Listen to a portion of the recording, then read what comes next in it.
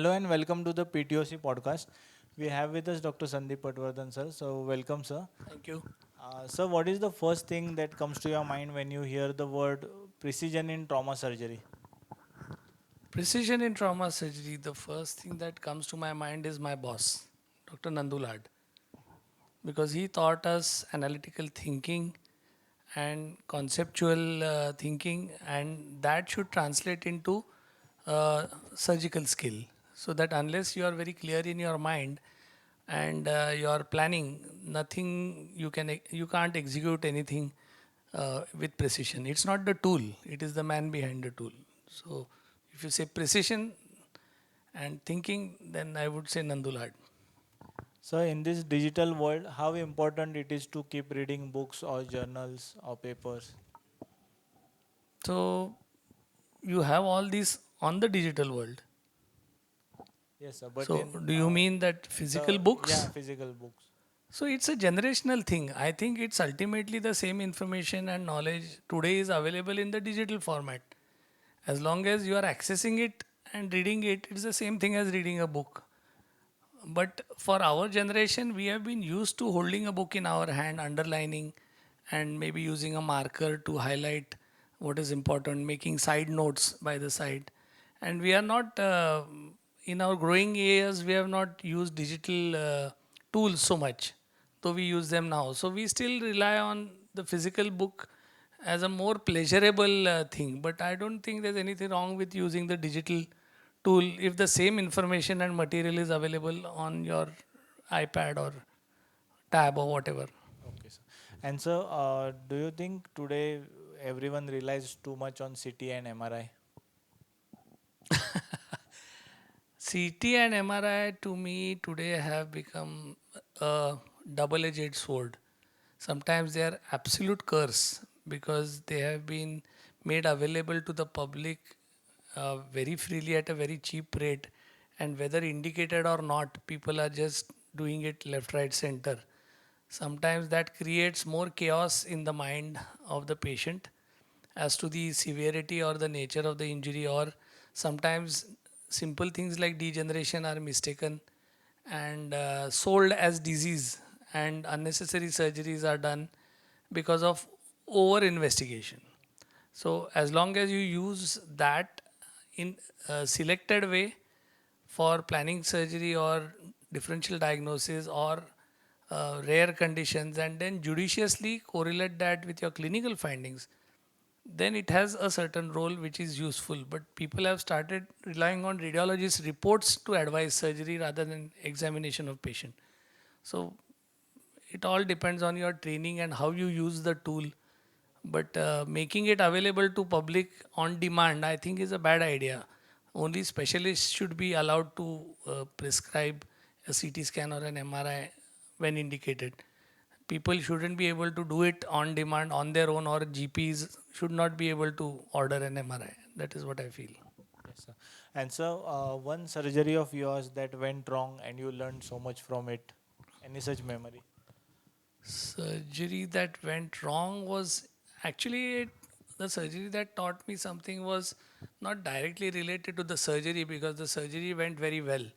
But the anesthesia which was given in a child for forearm surgery was also given a pain, a block.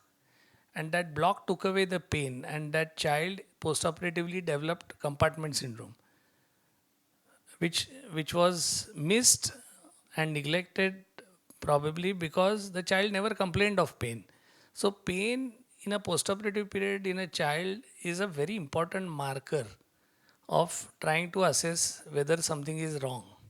So immediate post-op, what the child has pain in the first 48 hours, it should drop from say a VAS score of 9 to a VAS score of 2 or 3 with time, rest and anti-inflammatory. If your pain keeps worsening, then you can be sure something is wrong and you need to probably open the plaster, look at the wound, look for infection. So these warning signals your block just takes away. So because he had no symptoms and no complaints, and only later on after 3 weeks when the plaster was removed, you realize that the fingers were bad and movement was not good, and patient had developed compartment syndrome. So that is what we learnt, and we have stopped giving blocks for upper limbs in children for whatever surgery. When for those orthopedic surgeons who have just started operating, when should they operate and when should they refer a patient? Ideally, what should be There's the no such thing, but the thing is that it depends on where you are practicing and what is your situation. If you are in a very peripheral rural area and you are at the beginning of your practice and it's time you are establishing yourself, do only surgeries which will give you assured results. Complicated surgeries, intra-articular surgeries, specialty surgeries. In the initial part of a career, first 5 years, it is better to call a specialist and do it with him or then refer. Once you are sufficiently confident and well established in your locality wherever you are practicing, then probably you are able to handle a complication or a bad result, which may not affect your overall reputation amongst the patients that you have made better. Then you can probably start venturing when your skill level, seniority, and understanding of the subject is a little better. Highly specialized surgery requiring a lot of technology or tools, and if you don't have them, it's better to refer rather than trying to do some shortcut surgery. so what is your biggest fear actually? Biggest fear, personally or professionally?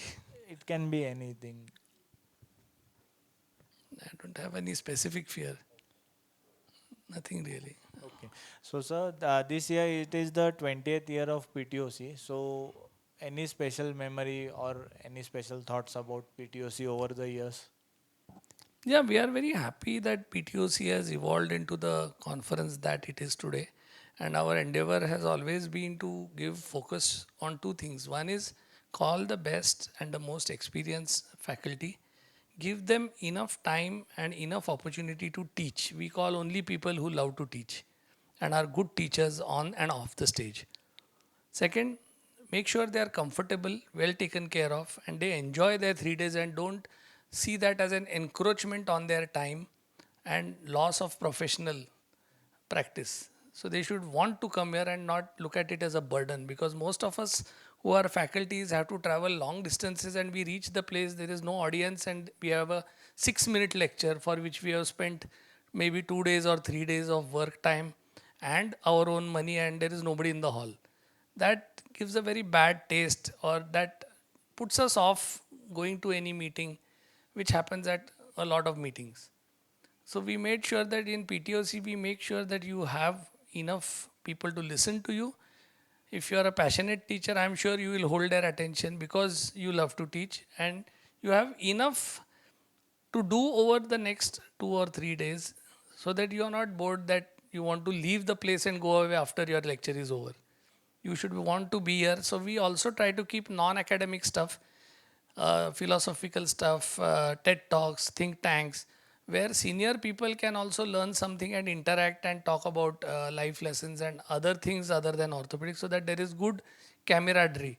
And people would want to come as faculty, and delegates also enjoy the whole thing. So, say 40 or 50 years down the line, what would you be like to be remembered for? Nothing. Nobody remembers anything in the long run. So I don't want to be remembered. If my work and something, some techniques which I have shown people are carried on, it will help more patients. Whether they remember me or not is irrelevant, because today who remembers who was there 100 years ago? Yes, sir. And so, one final question, one word for Dr. Parag Sancheti, sir. He's a very dynamic and a what do you call, people friendly person who is charismatic, hardworking, and very diligent, and always takes care of his colleagues, friends, students, and is really an asset to the orthopedic fraternity. Thank you, sir. Thank you for your time. It was pleasure talking to you. Thank you. Thank you.